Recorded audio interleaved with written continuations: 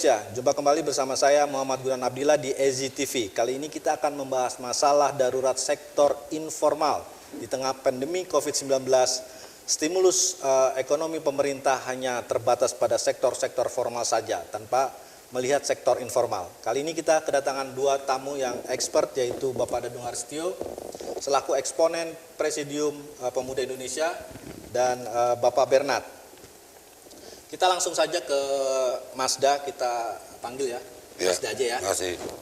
Oke, bisa menggambarkan tentang darurat sektor informal ini, ada keperpihakan pemerintah nggak sih ke informal? Sementara kan yang sejauh ini kan banyak nih, sektor-sektor formal sudah banyak stimulus dari pemerintah. Itu wajib itu kan, di dalam konstitusi udah jelas lah, iya kan, bahwa usaha-usaha yang bersifat kerakyatan dan sebagainya ini, mikro dan makro itu juga harus dilindungi dari berbagai macam masalah kan begitu.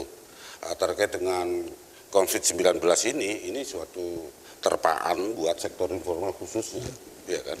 Banyak pengusaha di sektor informal yang usahanya macet, ya kan. Kalau dia nggak punya daya tahan yang cukup kuat dalam manajemennya pasti kolaps, ya kan. Terus ditambah lagi ada sektor formal yang bekerja di pabrik, di properti, macam-macam kan, itu kan ada PHK, sehingga ini akan berpindah menjadi sektor informal.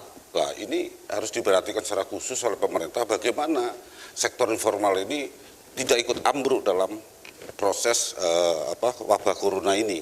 Gitu, Mas Gunda. Saya kira keberpihakan pemerintah sudah jelas, kemarin sudah melalui Menko Perekonomian, kalau nggak salah itu 200 sekian triliun itu kan untuk pemulihan dan ketahanan ekonomi. Nah, jangan sampai ekonomi dengan ada corona ini ekonomi juga ambruk, walaupun kita tahu pertumbuhan ekonomi sekarang ini di bawah 3% dan stabilitas ekonomi sekarang lagi goyah kan itu.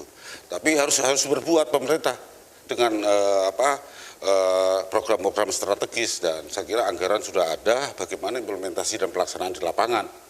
Pandemi COVID-19 memang mengkhawatirkan untuk semua sektor baik formal dan informal. Dan Pak Bernard di sini bisa menggambarkan sih di pandemi ini kesusahan dan yang mengkhawatirkan perusahaan-perusahaan Pak Bernard ini itu seperti apa sih? Itu sektor informal benar-benar merasa akibat yang luar biasa yang kita tidak pernah bayangkan. Ditambah lagi dengan kebijakan-kebijakan pemerintah yang uji coba, Mas. Itu ya kayak kemarin dia seperti melakukan PSBB nih ya. Itu pedagang-pedagang kaki lima, pengusaha-pengusaha informal yang sekarang berjalan, wah benar-benar dampaknya kena, Mas. Contoh nyata ini dengan COVID-19 ini, dengan usaha jasa Pak Bernard itu seperti apa?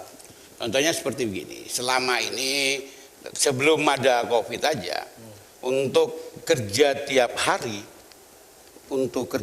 memenuhi kebutuhan hari ini, kerja dan untuk hari ini juga, itu aja pas-pasan sekali. Nah, begitu dilakukan dengan PSBB yang tadi ini tidak membatasi, tidak boleh mengangkut orang, hanya barang. Yang barang aja sebelum ada COVID, barang itu aja sudah permintaan susah. Apalagi sekarang tidak ada penumpang lagi, tambah hancur. Tambah hancur, banyak teman-teman pelaku jasa angkutan di ojol ini, mereka betul-betul kalau mau dibilang nangis, mungkin nangis darah, sudah nggak ada suara, Mas. Semua disepakat, ngikutin lah dengan maunya pemerintah, bahwa ya kita PSBB. Dengan janji bahwa saat itu pemerintah ingin memberikan bantuan di rumah. Kalau kita di rumah. Ternyata sampai sekarang bantuan itu tidak kena, apalagi teman-teman ini kan banyak yang dari daerah. Tidak merata, yang ada KTP DKI aja tidak dapat, apalagi yang tidak. Bukannya sudah ada pemberitahuan dari pemerintah, apabila para pekerja daerah, yang penting mereka memiliki KTP, mereka bisa mengajukan ke RT, RW, bahkan kelurahan untuk mendapatkan bantuan tadi. Apakah Pak Bernard tidak melakukan itu? Itu teori, Mas. Itu selama itu teori yang dilakukan pemerintah, semua itu teori. Buktinya sampai saat ini, mendata warga yang benar-benar tetap aja kelabakan dan tidak pernah bantuan itu sampai sekarang masih ada yang tidak dapat, ada yang dapat. Ini bersyukur ya, Indonesia ini memang punya nenek moyang mewariskan budaya ketimuran, yaitu budaya empati. Bersyukur banyak sampai di antara masyarakat ini berempati memberikan bantuan. Kalau hanya mengharapkan pemerintah, wah udah chaos ini negara, orang udah nggak tahu udah mau buat apa. Karena apa? Lapar Mas. Orang tidak berpikir, orang lapar, nggak tahu harus berbuat apa. Mandiri yang selama ini di Yogyakarta dislogankan itu hanya ngomong aja Mas. Langkah-langkah konkret dari eksponen pemuda Indonesia ini seperti apa? Ya kalau melihat problemnya Pak Bernard, langkah pertama atau tahapan pertama ya diidentifikasikan dulu. Dia sebagai pekerja informal, jenis pekerjaannya apa, di mana, siapa, dan kemana. 5W1H-nya harus jelas. Kemudian pemerintah mengukur kompetensinya, kan itu. Banyak pekerja sektor informal ini pindah-pindah. Kadang menjadi ojol, kadang menjadi kaki lima, kadang apa. Sesuai dengan situasi. Kalau kita membina orang ini berputar-putar terus, itu kan susah Pak Gun. Iya kan? Oleh karena itu identifikasi, ya kan. Kemudian diberikan standar kompetensi pembinaannya. Kalau memang pedagang kaki lima ya dibina, skillnya ditambah. Skillnya ditambah, ditingkatkan, ya kan, skillnya, kemudian manajemennya bagus, baru pemerintah memberikan akses permodalan. Kalau perlu memberikan investasi. Kebanyakan sektor informal ini kesulitannya di produksi.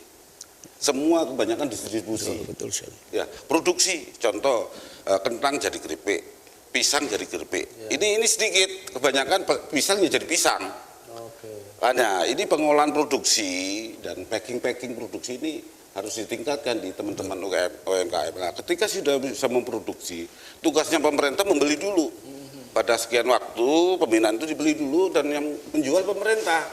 Kan banyak nih kebutuhan pakan, makanan ya peternak maupun masyarakat itu kan.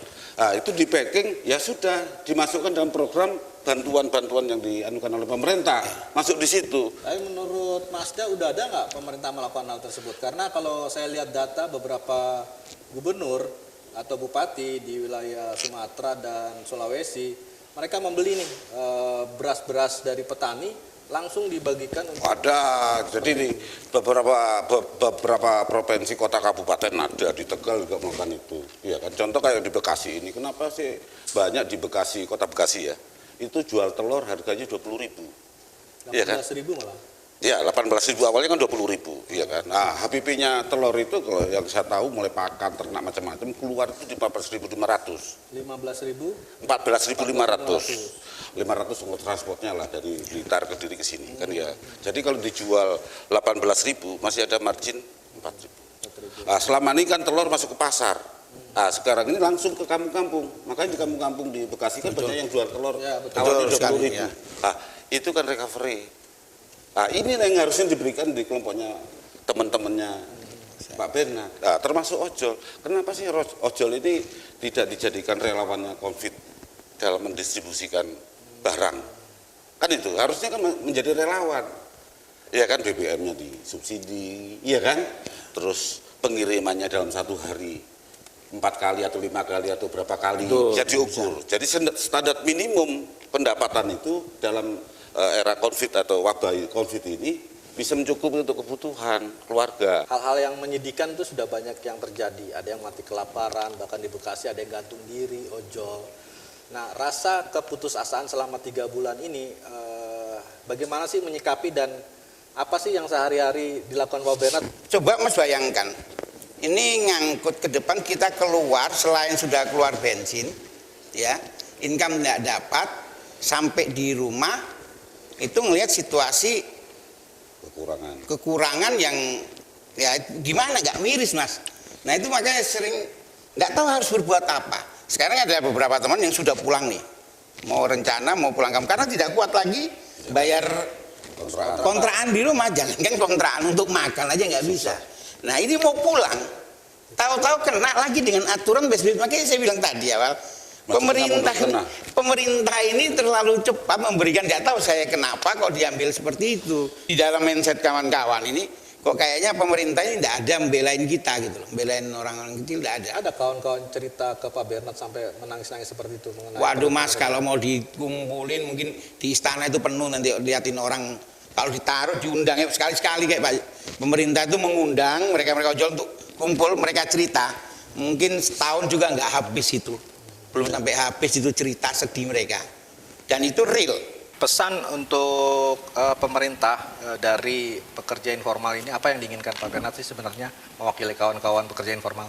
Depannya kita minta tolong pemerintah, perhatikanlah kami Oke. untuk diberi lagi kesejahteraan yang benar-benar yang apa tujuan pemerintah dalam Pekerja informal mulai tersisih, bisa luput dari perhatian perumus kebijakan. Nah, untuk itu solusi dari eksponen pemuda Indonesia agar pekerja informal ini bangkit seperti apa? Saya kira wabah corona ini harus disikapin secara positif, ya. Jangan terlalu negatif, dan ini bisa dikelola bagaimana masalah ini dikelola menjadi peluang, khususnya peluang buat teman-temannya Pak Bernard.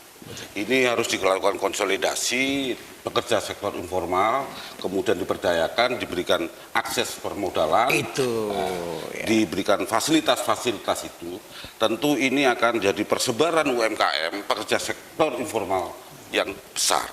Jadi nggak rugi pemerintah ini menginvestasikan dananya, bantuannya untuk peningkatan pekerja sektor informal. Jangan dianggap corona ini adalah hal yang negatif. Berpikir positif lah dari kebijakan itu. Ya, tinggal bagaimana masalah ini dirubah menjadi peluang yang strategis untuk membangkitkan, melakukan konsolidasi teman-temannya Pak Bernard dari pekerja sektor formal. COVID-19. Iya.